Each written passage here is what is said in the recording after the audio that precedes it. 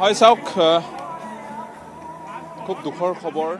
আমি ইতিমধ্যে এই দুখৰ খবৰ প্ৰতিদিন টাইমৰ দৰ্শকসকলক দি আহিছোঁ। যেতিয়াৰ পৰাই জুবিন গাৰ্গ আমাৰ মাজত নাই, এই খবৰটো মানি ল'বলৈ যথেষ্ট কষ্টকৰ হৈছে যদিও এয়াই সত্য, এয়াই শাশ্বত, এই কথা মানি ল'বই লাগিব। আৰু সেই কথা মানি লৈ আমি প্ৰতিদিন টাইমৰ দৰ্শকসকলক, সমগ্ৰ অসমবাসীক দেখুৱাই আহিছোঁ প্ৰতি মুহূৰ্তৰ খবৰ, তাৰৰ বাতৰি তাৰে আমি দিয়াৰ চেষ্টা কৰি আহিছোঁ। আজি পুৱা 6:45 জুবিন গাৰ্গৰ নশ্বৰ দেহ লোকপ্ৰিয় গোপীনাথ বৰদলৈ বিমানবন্দৰত উপস্থিত হোৱাৰ পিছৰ পৰা এই মুহূৰ্তলৈকে আমি জুবিন গাৰ্গৰ এই প্ৰতিটো খবৰ আমি প্ৰতিদিন টাইমৰ দৰ্শকসকলক দিবলৈ চেষ্টা কৰি আছোঁ আৰু প্ৰতিদিন টাইমৰ দৰ্শকসকলক প্ৰতিটো দৃশ্য দেখুৱাবলৈ চেষ্টা কৰি আহিছোঁ। এতিয়াও যদি আপুনি চাই, এই 12 বাজিছে, 12 বজাতো যিমান মানুহ এই সৰুসজাই ক্ৰীড়া প্ৰকল্পত সমবেত হৈছেহি, এক অভাৱনীয়, এটাই ক'ব লাগিব, এক কথাত অভাৱনীয়।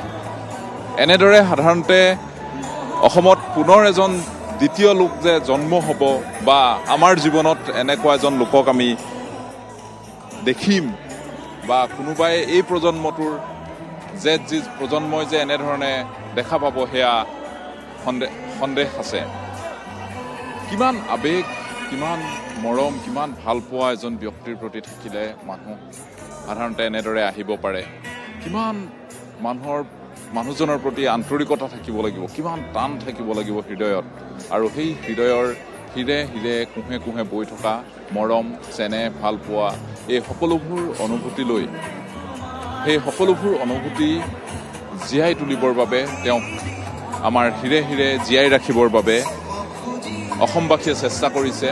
ইয়াত থকা প্ৰতিজন লোকে, যাৰেই সৈতে, যিজন ব্যক্তি ইয়াত উপস্থিত থকা যিজন ব্যক্তিৰ সৈতে কথা পাতোঁ, সকলোৱে কয় জুবিন গাৰ্গ আমাৰ মাজত আজি কায়িকভাৱে নাই, কিন্তু জুবিন গাৰ্গ আমাৰ অন্তৰত চিৰদিন চিৰপ্ৰবাহমান হৈ থাকিব। মায়াবিনী ৰাতিৰ বুকুত আজি যিটো গান এতিয়া তেওঁৰ ইয়াত উপস্থিত হোৱাৰ পৰা এতিয়ালৈকে বজাই ৰখা হৈছে, অহৰহ এই গানটো বজাই ৰখাৰ ব্যৱস্থা কৰিছে প্ৰশাসনে, বজাই ৰখাৰ ব্যৱস্থা কৰিছে। কাৰণ তেওঁ কৈছিলে, তেওঁৰ যেতিয়া মৃত্যু হ'ব, মায়াবিনীৰ ৰাতিৰ বুকুত গানটো গাব লাগিব, বজাই ৰাখিব লাগিব, আৰু সেই তেওঁৰ আহ্বানৰ প্ৰতি, তেওঁৰ অনুৰোধৰ প্ৰতি সঁহাৰি জনাই এই ব্যৱস্থা কৰিছে প্ৰশাসনে। আৰু সেই গানটো বাজি আছে এতিয়া, সকলোৱে সমস্বৰে তেওঁৰ সৈতে, সেই গানটোৰ সৈতে সুৰত সুৰ মিলাবলৈ চেষ্টা কৰিছে। এন্ধাৰ হ'ব নোৱাৰো বুলি কৈছিল জুবিন গাৰ্গে। এন্ধাৰ হ'ব নোৱাৰা মানুহজন আজি এন্ধাৰত হেৰাই গ'ল।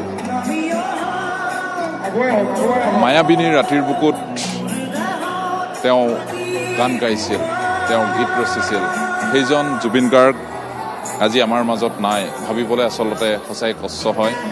আপুনি এটা কথা যদি আপোনালোকে মন কৰে, 90 দশকৰ পৰা, যেতিয়াৰ পৰা জুবিন গাৰ্গে গীত গাবলৈ আৰম্ভ কৰিছিলে আৰু আজিৰ প্ৰজন্মটোলৈকে, আজি যিসকল কিশোৰে গান বুজিবলৈ আৰম্ভ কৰিছে, সেইসকললৈকে সকলোৰে মুখে মুখে এটাই কথা, জুবিন গাৰ্গ। হয়তো এনেদৰে ভাল পোৱা প্ৰজন্মৰ পিছত প্ৰজন্ম, দশকৰ পিছত দশক ভাল পোৱা, দশকৰ পিছত দশক আৱৰি ৰাখিব পৰা সুৰেৰে এটা জাতি কেনেদৰে দশকৰ পিছত দশক, প্ৰজন্মৰ পিছত প্ৰজন্ম গীতৰ সুৰেৰে আৱৰি ৰাখিব পৰা শিল্পী আমাৰ মাজত নোলাব, সেইজনেই হৈছে জুবিন গাৰ্গ। আপোনালোকে দেখিছে এনেধৰণে, এয়া তেওঁৰ অন্তিম শয়ন, তেওঁক সকলোৱে কচত তেওঁক ৰখা হৈছে। তেওঁৰ শৰীৰটো নশ্বৰ, দেহটো যাতে নষ্ট হৈ নাযায় শীঘ্ৰে, তাৰ বাবে ব্যৱস্থা কৰি ইয়াত আহি উপস্থিত হৈছে অগণন লোক। অগণন শব্দটো ক'ব লাগিব, অগণন। আজি পুৱাৰ ভাগৰ পৰা আমি লোকপ্ৰিয় গোপীনাথ বৰদলৈ বিমানবন্দৰৰ পৰা তেওঁৰ কাহিলীপাৰাস্থিত বাসগৃহলৈ অনালৈকে, তাৰপিছত ইয়াত পুৱালৈকে যিসকল মানুহ দেখিছোঁ, আমি প্ৰতিটো মুহূৰ্তত জুবিন গাৰ্গৰ লগত আছিলোঁ। তাৰ পৰা এতিয়ালৈকে যিসকল লোকক দেখিছোঁ, যিসকল লোকে তেওঁক সং দিছে, যিসকল লোকে ঘূৰি ফুৰিছে, এয়া এটাই কথা, অভূতপূৰ্ব। এনেধৰণৰ মানুহ কাৰোবাৰ জীৱনত কোনোবাই যে দেখিব, কাৰোবাৰ মৃত্যুত যে কোনোবা সমবেত হ'ব, মই পুনৰ কৈছোঁ, পুনৰ দোহাৰিছোঁ সেই কথা, এনেধৰণে মানুহ যে সমবেত হ'ব এয়া সন্দেহ আছে।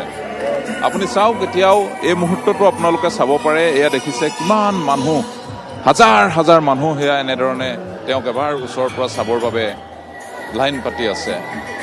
তেওঁলোকে জানে কোন মুহূৰ্তত গৈ ওচৰৰ পৰা চাব পাৰিব, সেয়া এতিয়াও অনিশ্চয়তা। কিমান দেৰি ৰ'ব লাগিব সেয়াও এতিয়াও নিশ্চিত নহয়। তথাপিতো তেওঁলোকে লাইন পাতি আছে, শাৰী পাতি আছে।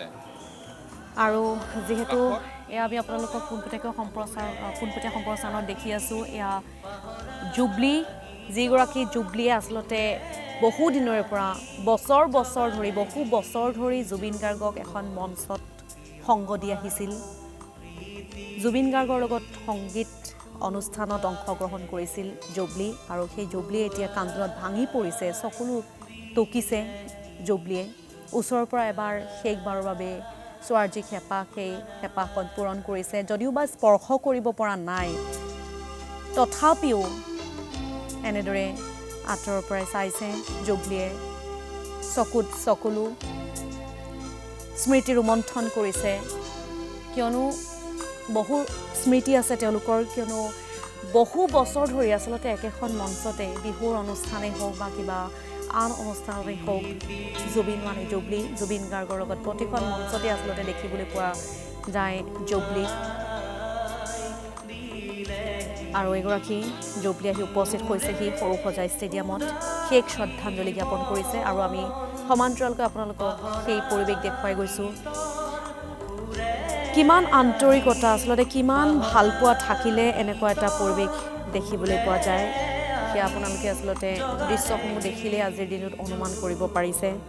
সাধাৰণ জনতাৰ পৰা আৰম্ভ কৰি ৰাজনৈতিক নেতাৰ পৰা আৰম্ভ কৰি গুণমুগ্ধ বিশিষ্ট ব্যক্তি তথা শিল্পী, গায়ক গায়িকা, অভিনেতা অভিনেত্ৰী, সাহিত্যিক, সকলোবিলাক আচলতে আহি উপস্থিত হৈছেহি জুবিন গাৰ্গৰ কাষত থিয় দিছে। আমি পোনপটীয়াকৈ পুনৰ গৈছোঁ আমাৰ জ্যেষ্ঠ সাংবাদিক যদুমণি শইকীয়াৰ কাষলৈ। যদুমণি, অৱস্থাটো খুব ভাল নহয়, চৌদিশে বোকা পানী আৰু তেনেধৰণৰ বিভিন্ন ধৰণৰ পৰিৱেশ বিৰাজ কৰিছে। তথাপিতো এই পৰিৱেশৰ পৰা তেওঁলোক আঁতৰি যাব বিচৰা নাই। সেই প্ৰতিকূল পৰিৱেশক বাধা দি তেওঁলোক ওচৰলৈ আহিছে। তেওঁলোকে এবাৰ শিল্পীজনক চাব বিচাৰিছে, এবাৰ প্ৰিয় শিল্পীগৰাকীক।